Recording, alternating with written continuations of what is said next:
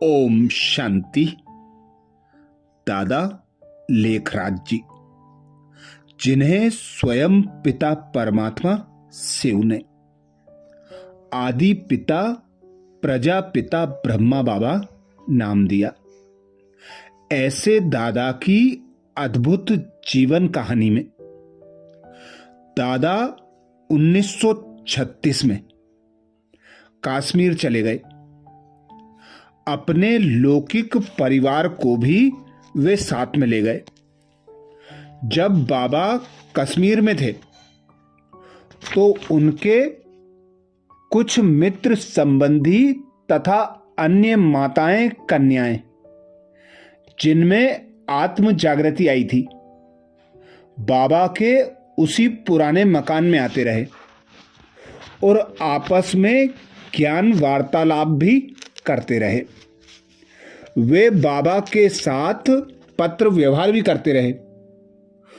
उनमें से ध्यानी, किकनी, रुक्मणी, गोपी और राधे के नाम विशेष तौर पर उल्लेखनीय हैं।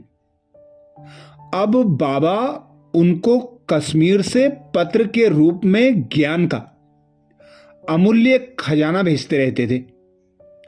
बाबा एक दिन एक माता के नाम पत्र भेजते तो दूसरे दिन दूसरी के नाम, जिसके नाम पर पत्र आता था, वह बहुत ही हर्षित होती थी और दूसरों को भी वह पत्र सुना सुना कर अतीन्द्रिय सुख देती थी।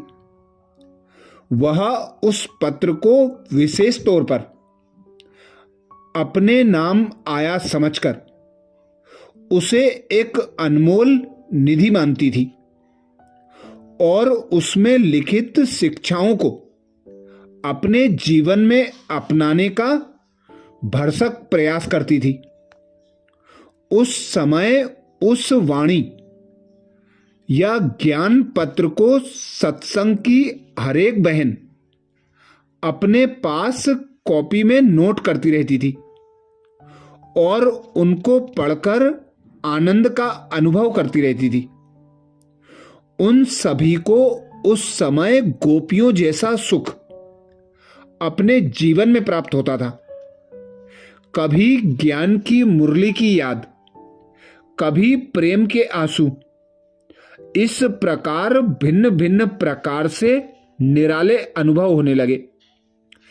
ऐसी अवस्था में उनको सांसारिक पदार्थों का सुख तुच्छ महसूस होने लगा और उनका नया जीवन शुरू हुआ। सबको ऐसा महसूस होता था जैसे कि वे निराली मस्ती में झूम रही हैं। कश्मीर में दादा एकांत में ईश्वरीय चिंतन में लवलीन रहते थे। वे कुछ समय ज्ञान युक्त पत्र लिखने में व्यतीत करते और कुछ समय वहां साथ रहते हुए संबंधियों को ईश्वरीय ज्ञान देते थे। अतः उनकी धारणा भी अब अधिकाधिक ऊंची उठ रही थी।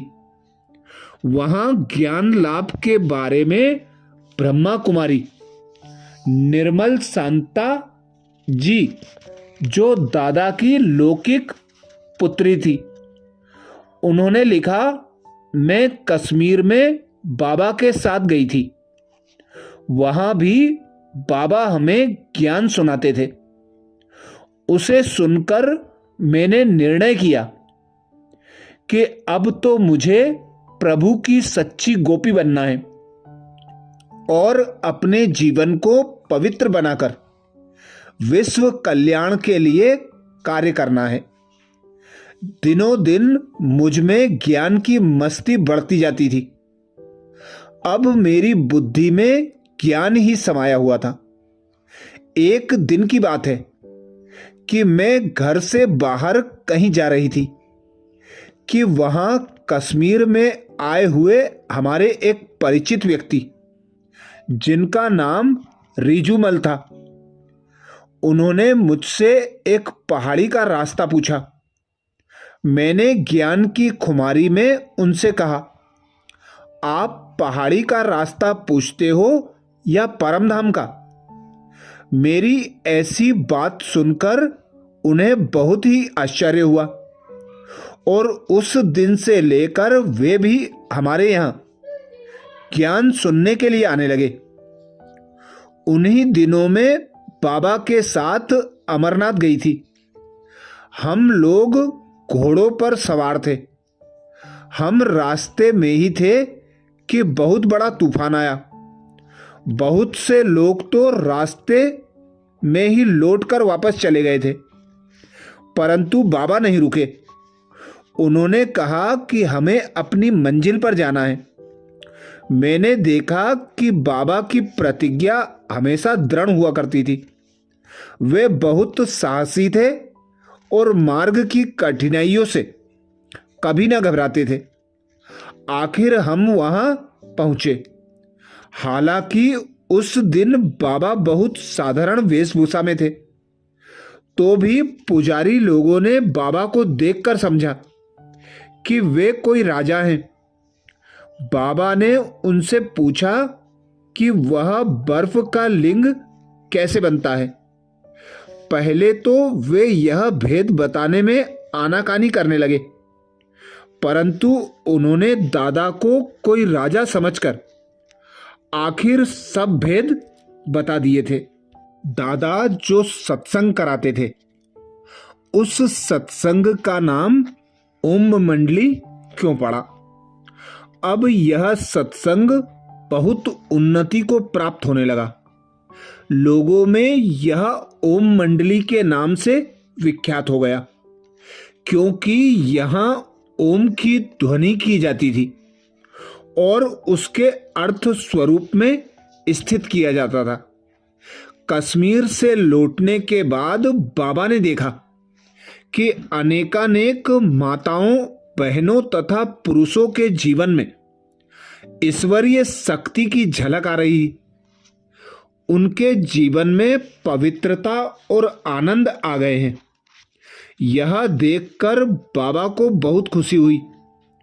उन्हें यह देखकर आश्चर्य भी होता था कि किस प्रकार उन्हें निमित्त बनाकर गुप्त रूप में परम पिता परमात्मा स्वयं नर नारी का जीवन ज्ञानमय बनाने का कार्य कर रहे हैं।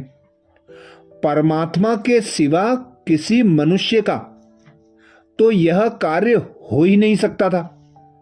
वही तो उनके शरीर के माध्यम से आत्माओं की जन्म जन्मांतर की ज्ञान पिपासा बुझा रहे थे। अब परम पिता परमात्मा शिव अर्थात गीता के भगवान ने उनके मुख कमल द्वारा 5000 वर्ष पहले की तरह ये महावाक्य उच्चारण किए कि काम विकार नरक का द्वार है। वे उन्हें समझाते थे कि ब्रह्मचर्य के बिना ज्ञान अमृत की पूरी धारणा नहीं हो सकती। काम विकार को ही ग्रंथों में मूत पलिति कहा गया है। यही हलाहल विष है जो कि आत्मा को पतन के गर्त में धकेलता है। सत्संग में आने वाले नर नारी ने ज्ञान अमृत का रस चख लिया था। उन्हें पवित्र जीवन का आनंद मिल चुका था।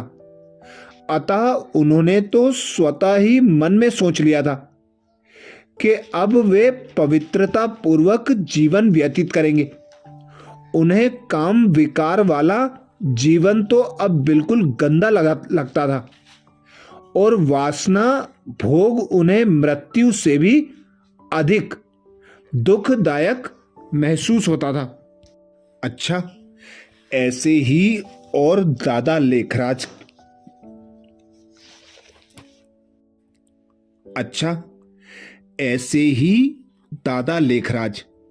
जो कि आगे चलकर प्रजापिता ब्रह्मा नाम से जाने गए, उनकी जीवन को पलटा देने वाली अद्भुत जीवन कहानी के और भी वृत्तांत आगे मनन करेंगे। अच्छा, ओम शांति।